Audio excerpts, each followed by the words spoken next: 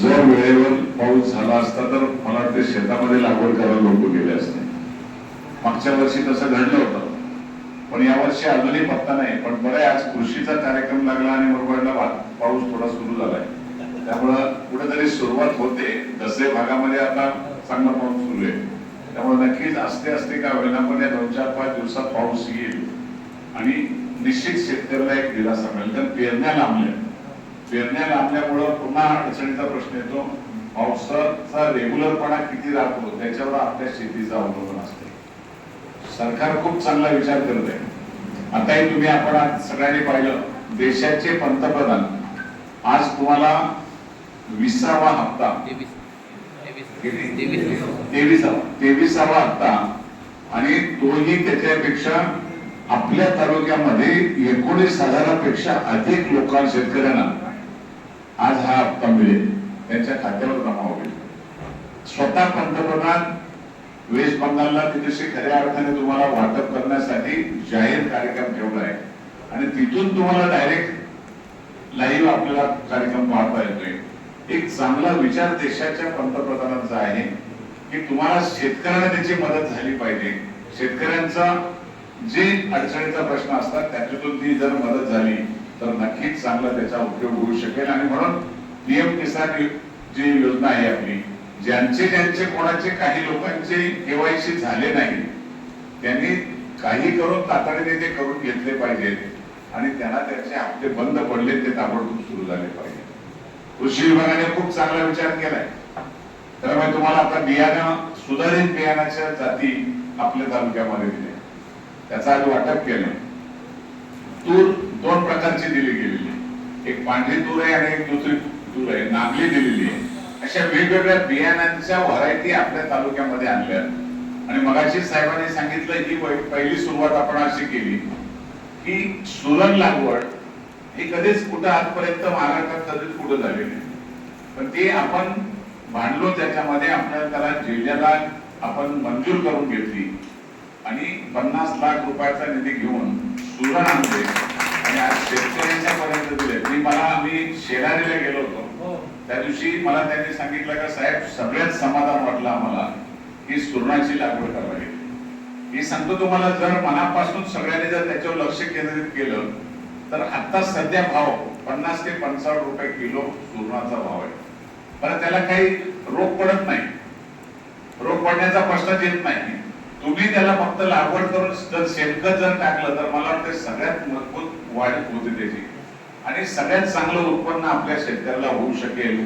मार्केटला अजिबात अडचण नाही. बरं, तो महिनाभर 2 महिने 5 महिने घरात पडून राहिला तरी अडचण नाही, तो खराब होतच नाही कधी. त्यामुळे एक चांगलं सुरुवात आपण शेतकऱ्यांना नगद पैसे कसे मिळतील या भूमिकेतून आपण तुमच्यासाठी केलेलं आहे.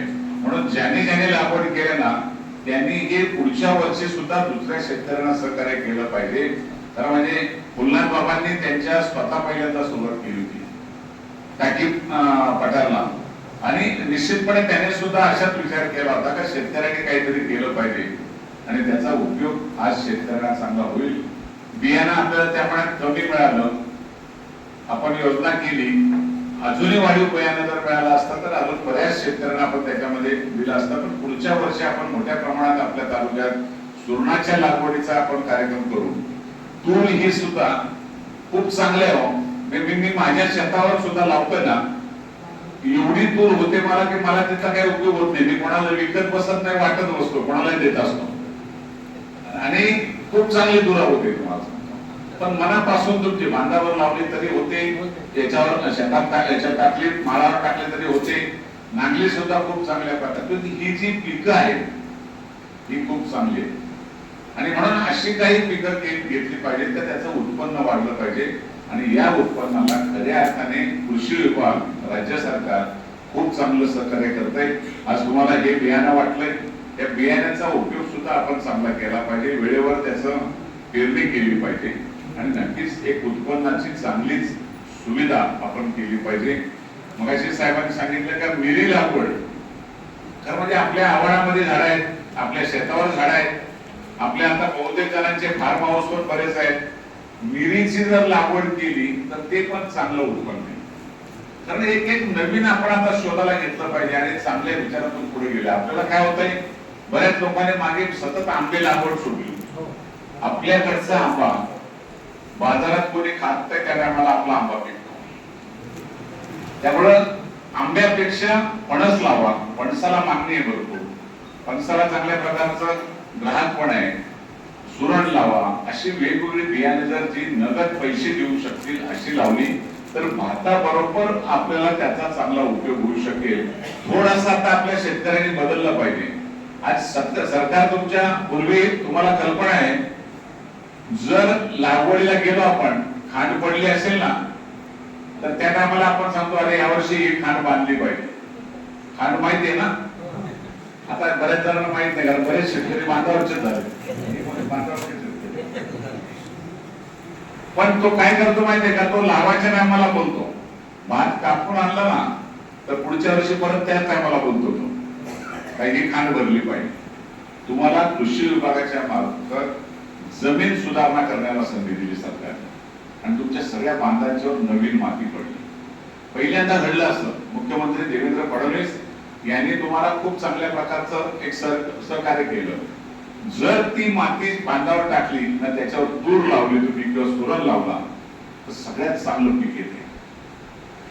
बांध बंदिस्ती पण झाली आणि त्याचा चांगला उपयोग आपल्या शेतावर पण होतोय. या जलयुक्त शिवारच्या माध्यमातून काही चांगली चांगली जी कामं झालीत ना, त्या गावांना उत्पन्न वाढलंय. आणि म्हणून आपण काही या गोष्टीवर चांगलं लक्ष केंद्रित केलं पाहिजे की आम्हाला उत्पन्न कसं वाढेल. सातबारा वाचवा हा तर माझा नेहमीचा विषय असतो. आज आपल्याला तुम्हाला माहिती आहे का, एक गाव नसेल असा का त्या गावामध्ये बाहेरच्या माणसाने फार्म हाऊस तयार केलाय. जमीन कोणाची? आपलीच.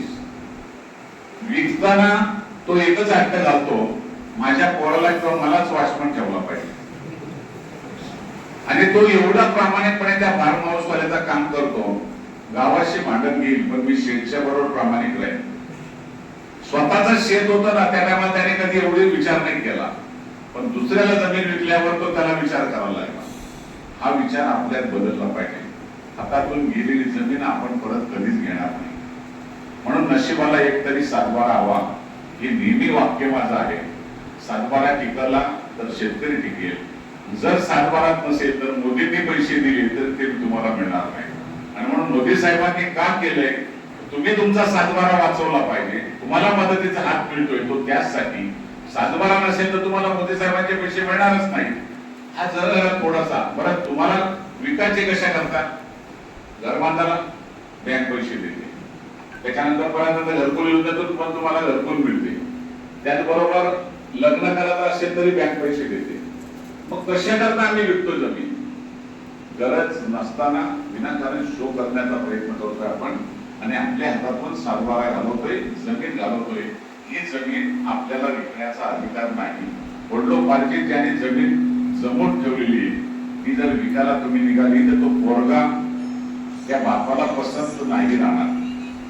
मी स्पष्टपणे सांगतो तुम्हाला का, ही बापाने किंवा तुमच्या आजोबांनी पंजोबांनी घेऊन ठेवलेल्या जमीन आहे, त्या जमिनी विकण्याला नाही. कसावं कसून तुम्ही त्यातून उत्पन्न काढावं आणि आपल्या घराचा उदरनिर्वाह करावा.